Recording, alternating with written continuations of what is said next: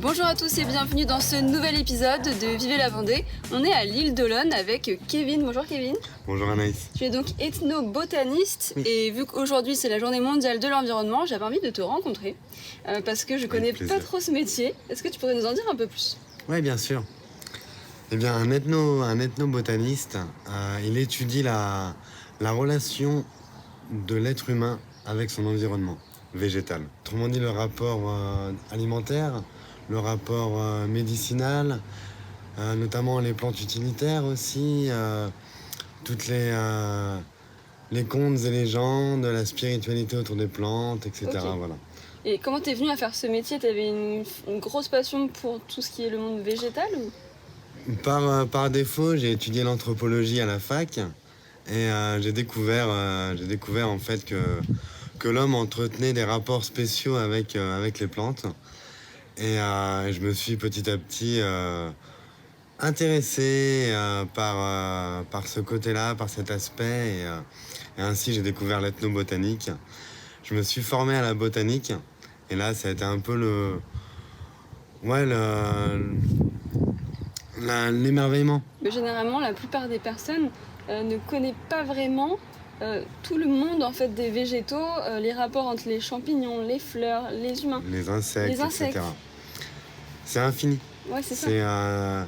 Chaque espèce de plante a des relations particulières avec un insecte ou plusieurs, avec un champignon ou plusieurs. Et donc en fait, c'est complexe aussi. C'est très complexe, mais justement, c'est passionnant.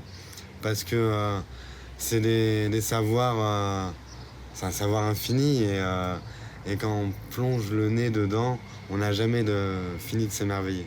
Et justement, je crois que tu fais même des cours, c'est ça, pour certaines écoles, tu fais des visites. Est-ce que tu peux nous parler de tout ce que tu fais en lien avec la nature?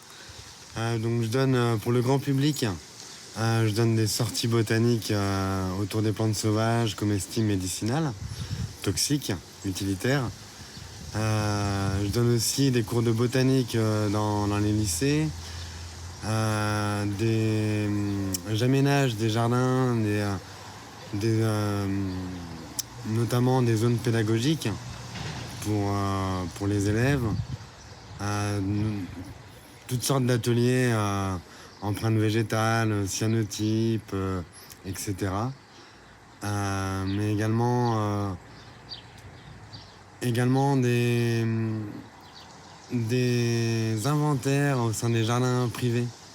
Voilà, parce qu'en fait, mon but dans tout ça, c'est que chacun et chacune, on puisse se réapproprier les savoirs de nos aïeux, mais également connaître un peu mieux ce qui nous entoure pour pouvoir l'aimer, le préserver et vivre avec au mieux.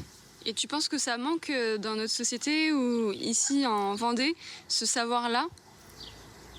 Complètement. Sinon, il y aurait pas autant de zones urbanisées, il y aurait pas autant de centres commerciaux, il n'y aurait pas autant d'aménagements urbains, etc. Après, je dis pas que la nature et la ville sont antinomiques, mais plutôt, voilà, c'est vital que le vivant, végétal, animal, puisse au quotidien être dans nos vies. Tu veux me préparer une petite plante sauvage pour le goûter? Affirmatif. C'est-à-dire, explique-nous. Ce que je fais dans mon jardin, je favorise des plantes sauvages. Donc quand je les vois pousser, je les laisse croître. Et des fois même j'en implante, notamment l'ortie. J'ai implanté de l'ortie dans mon jardin. C'est la plante la plus nutritive quasiment au monde. Coucou mes copines. Merci. C'est excellent de leur parler comme ça.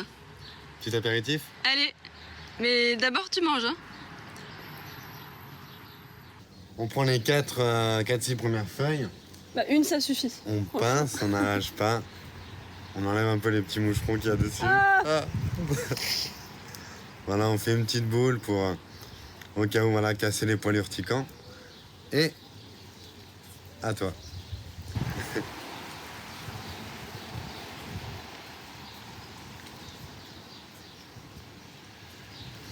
C'est-il pas délicieux? Attends. J'ai mal là. J'ai pas envie de mourir.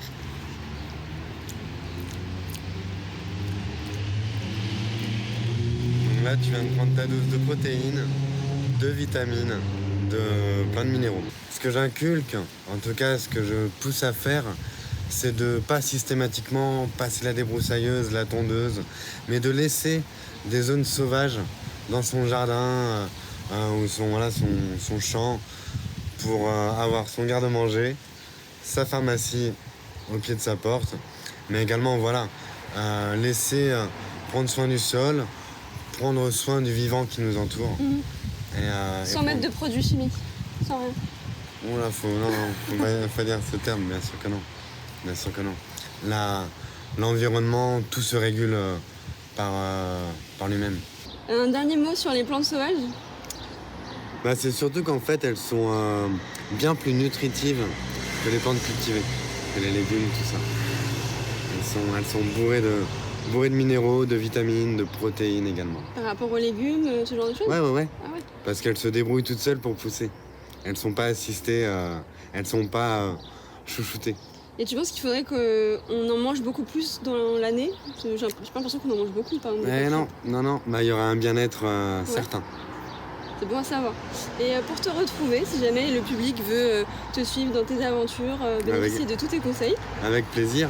Vous pouvez suivre, aller sur mon site internet, un autre site internet, association Bota Sapiens, sur Facebook, Bota Sapiens. Et vous pouvez m'appeler aussi. Hein. Ouais, parce que tu fais. Alors, t'as fini tes visites, c'est ça? Là, j'ai pas. Oui, là, pour l'instant, j'en ai pas de prévu dans l'immédiat. On va avoir le festival Bien-être Thérapie début juillet à Saint-Avold-Gourdelandes, qui va être une petite bulle de bien-être. Et sinon, voilà, sur différents événements en Vendée, Deux-Sèvres et les régions autour. Merci beaucoup, Kevin. Merci, Anaïs. Et on termine cette belle rencontre avec une pâquerette. Une pâquerette qu'on mange évidemment parce qu'il y a plein de vertus. Exactement. Merci, ma belle.